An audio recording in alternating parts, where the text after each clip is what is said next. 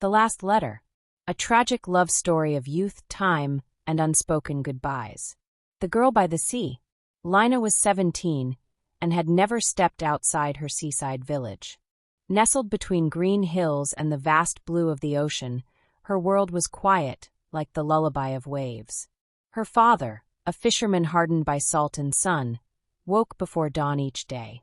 Her mother sold hand-woven bracelets and necklaces made from shells, humming old lullabies as she worked under the shade of a coconut tree. Lyna was gentle, quiet, and kind. Her hair was always tied with a ribbon, blue like the sea, and her eyes shimmered like dawn on water. She often wrote poems she never showed to anyone, dreams spilled across old notebooks she hid beneath her bed. And then that summer everything changed. The boy who drew the sky. His name was Ethan. He arrived one late afternoon, just as the monsoon clouds had lifted and the sky had turned gold. Ethan was from the city, part of a volunteer program that sent students to teach in rural places during summer. He was 19 tall, with soft brown hair that always looked like it had just been caught in the wind. In his hand was a sketchbook, in his backpack a small guitar. Lyna first saw him sitting alone by the shore, his pencil moving fast as he tried to capture the waves. Their first conversation was accidental. She had been walking barefoot, looking for spiral shells for her mother, when a gust of wind carried her hat away, straight onto Ethan's sketch.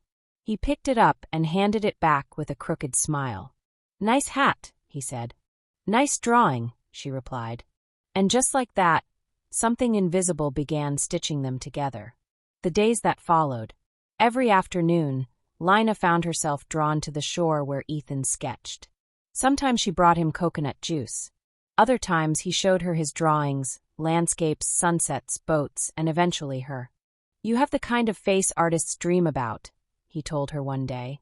She blushed so hard she dropped her notebook. Ethan began teaching the local children, and Lyna helped him translate. Her English improved, and so did his drawings.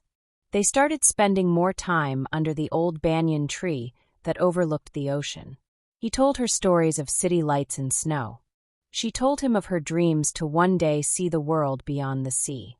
They were just kids, but their laughter sounded like a song. Lyna didn't know when she started falling in love. Maybe it was the moment he first touched her hand, or the day he carved their initials into the banyan bark. All she knew was that her heart beat louder every time he looked at her. The last sunset. 3 months passed like waves, there and gone. On Ethan's last day, the sky turned a strange shade of red. The wind was heavier, like it knew something was about to end. "I have to go back," Ethan said softly, sitting beside her beneath the banyan tree. "But I promise I'll come back. Next year after I finish school." "You will?" Her voice trembled like the tide. "I will. And when I do, I want us to build a small house here. Near the sea. I'll draw and you'll write. We'll make art and watch sunsets forever." He reached into his bag and gave her a small white envelope. "Don't open it now. Only when you miss me so much that your heart can't bear it." And then he kissed her, just once on the forehead.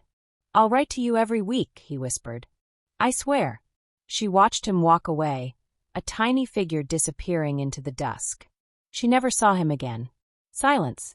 Days turned to weeks. No letters came. Every morning, Lyna ran to the village postman, asking if anything had arrived.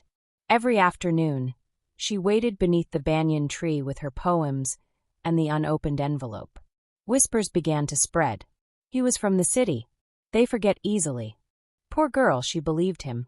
Even her father grew angry. "Stop chasing ghosts, Lyna. Focus on real things." But she couldn't, because love is not something you can switch off like a lantern. She still wore the ribbon he gave her. She still traced his initials on the tree trunk with trembling fingers. And sometimes at night, she'd press the envelope to her chest and cry without sound. The letter. A year later, on her 18th birthday, Lyna walked alone to the tree and finally opened the envelope. The paper inside was slightly yellow, written in Ethan's neat handwriting. "Lyna, if you are reading this, then either I've failed to keep my promise, or something stopped me from keeping it. I want you to know you changed me.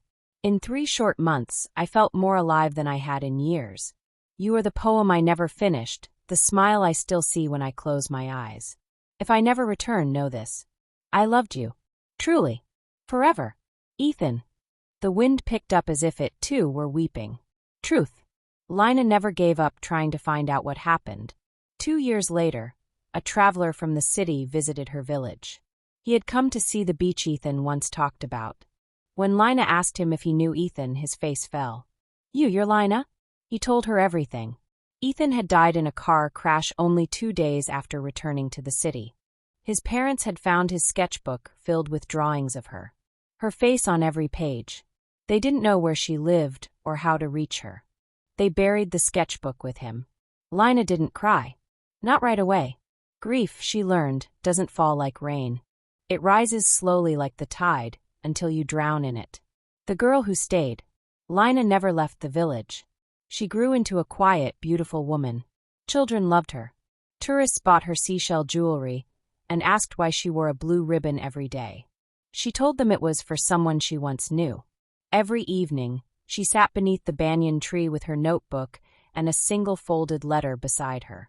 And sometimes, when the ocean turned gold and the breeze smelled like memory, she would close her eyes and whisper, "Forever, Ethan."